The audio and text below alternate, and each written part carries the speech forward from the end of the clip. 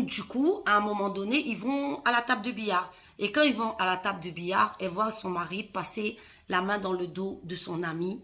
Et voilà quoi. Donc là, elle tombe des nues.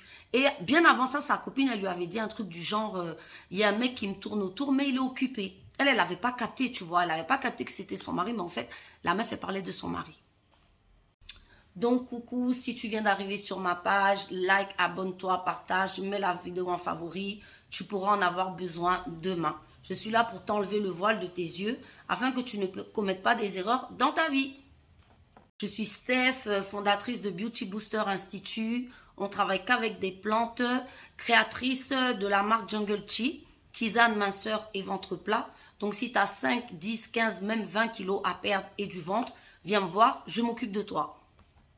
Les filles, là, c'est une histoire, franchement, ça fait trop pitié, quoi. C'est une histoire de trahison de la meilleure amie et du mari. Voilà, je me suis rendu compte que ma meilleure amie sortait avec mon mari. Story time. Donc là, c'est une nana qui explique que, en fait, elle a toujours été avec sa copine depuis qu'elles ont 5 ans. Elles ont grandi dans le même village, dans la même ville et tout. Bon, bref, c'est sa meilleure amie. Donc voilà, vers l'âge de 18 ans, elle rencontre un mec et tout. Ils sont étudiants.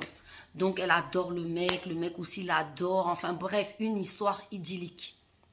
Ils sont dans leur bail, franchement, tout se passe bien. Ils décident de faire des enfants. Elle lui donne 2 enfants merveilleux. Elle vit une vie de rêve.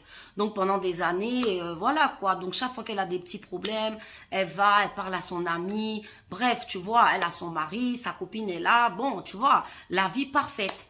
Donc, c'est comme ça qu'un jour, il y a eu un dîner entre amis et tout. Donc, après beaucoup d'années, je veux dire peut-être 15-20 ans comme ça. Et ils sont tous partis ensemble. Donc voilà qu'ils arrivent et tout, au billard et tout, machin, tout se passe bien et tout. Et là, elle constate des regards échangés entre sa meilleure amie et son mari. Elle trouve ça un peu bizarre. Elle dit, mais c'est bizarre, tu vois. Pourquoi ils se regardent comme ça, tu vois, des regards et tout, langoureux, maman. Donc du coup, à un moment donné, ils vont à la table de billard. Et quand ils vont à la table de billard, elle voit son mari passer la main dans le dos de son ami. Et voilà quoi. Donc là, elle tombe des nues. Et bien avant ça, sa copine, elle lui avait dit un truc du genre, il y a un mec qui me tourne autour, mais il est occupé. Elle n'avait pas capté, tu vois. Elle n'avait pas capté que c'était son mari, mais en fait, la meuf, elle parlait de son mari. De là, elle comprend tout. Elle comprend qu'en fait, sa copine parlait effectivement de son mari à elle. Et là, elle tombe des nues. Elle confronte le monsieur.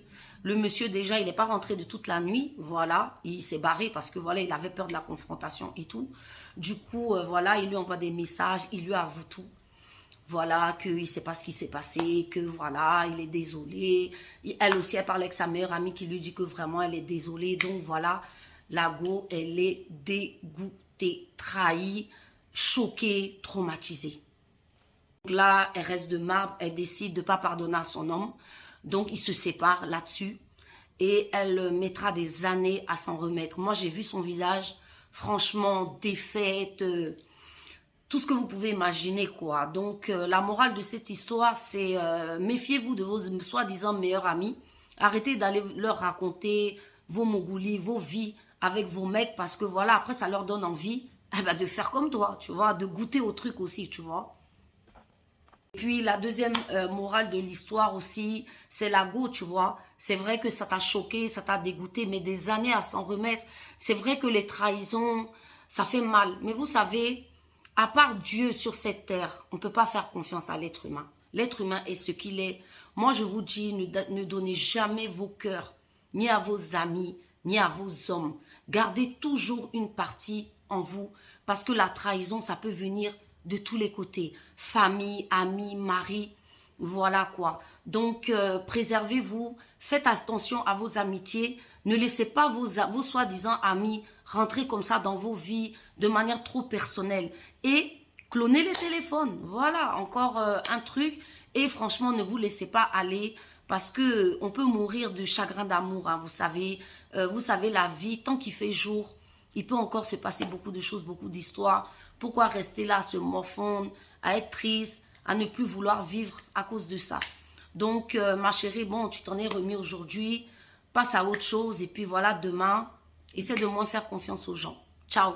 Mais c'est quand même une histoire. c'est poignant, quoi, parce que j'avoue qu'être trahi par son ami et son mari en même temps, voilà, quoi, ça te fout un choc.